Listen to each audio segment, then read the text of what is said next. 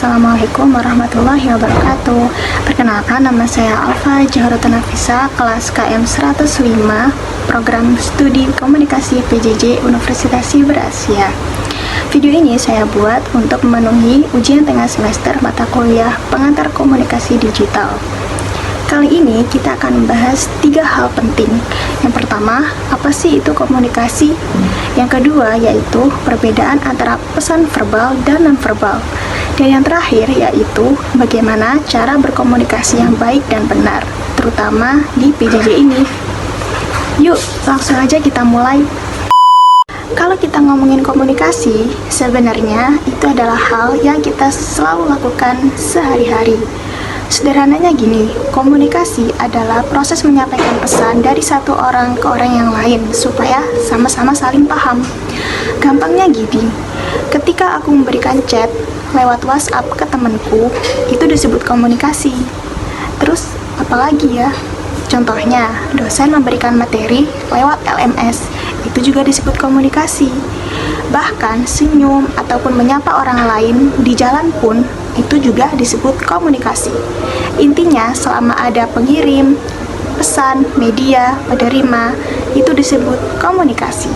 Oke, selanjutnya kita akan membahas tentang perbedaan pesan verbal dan non-verbal. Kita akan membahas tentang pesan verbal terlebih dahulu. Pesan verbal merupakan suatu komunikasi melalui kata-kata, baik secara lisan maupun tulisan.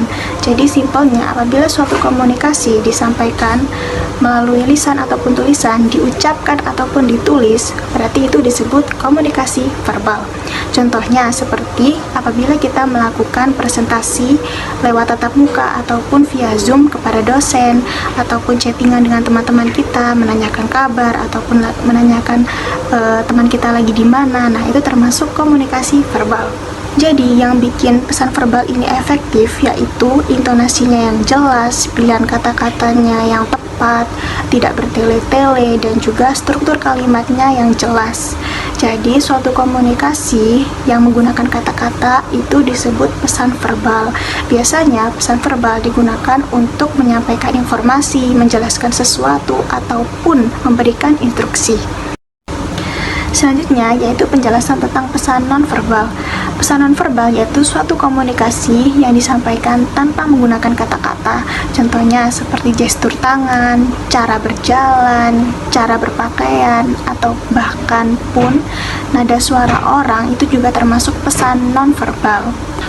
Kadang kalau kita bilang gak apa-apa tapi muka kita manyun, ya orang langsung tahu kalau sebenarnya gak apa-apa itu bohong.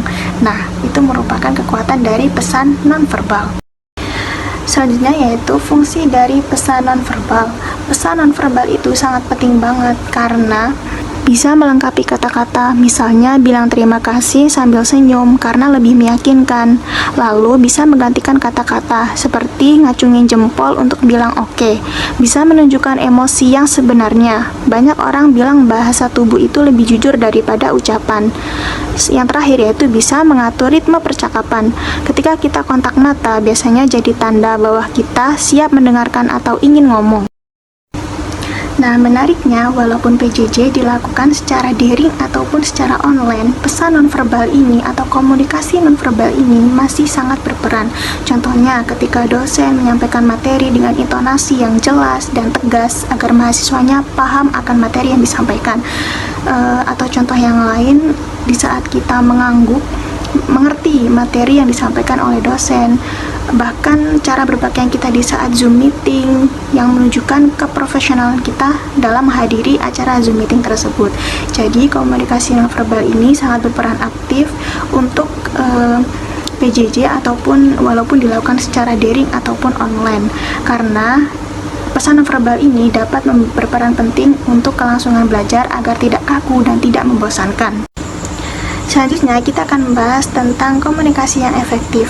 Apa sih komunikasi efektif itu? Yaitu suatu komunikasi yang apabila kita sampaikan kepada orang lain paham maksud apa yang kita sampaikan, karena tidak bertele-tele dan juga tidak menimbulkan kesalahpahaman. Ciri-cirinya yaitu jelas, terus langsung ke inti, tahu situasi, dan juga sopan dalam menyampaikan pesan tersebut. Selanjutnya, kapan dan kenapa kita membutuhkan komunikasi yang efektif? Komunikasi efektif selalu kita butuhkan setiap saat, terutama waktu kerja atau kuliah online, saat berdiskusi kelompok, saat menyampaikan pendapat di media sosial, dan bahkan dalam hubungan keluarga atau teman. Karena komunikasi efektif itu bisa hidup lebih mudah, lebih sedikit konflik, lebih cepat paham, dan lebih enak aja gitu kerjasama. Walaupun penting, tapi nggak selalu mudah. Ada beberapa tantangan yang sering kita hadapi, seperti koneksi internet yang jelek saat PJJ, susah menangkap ekspresi, misinterpretasi, terlalu banyak informasi di media sosial, bahkan pemberdayaan budaya online. Solusinya yaitu menggunakan pesan dengan jelas, menghindari multitasking, menjaga etika di era digital ini, dan juga menggabungkan pesan verbal dan nonverbal dengan baik.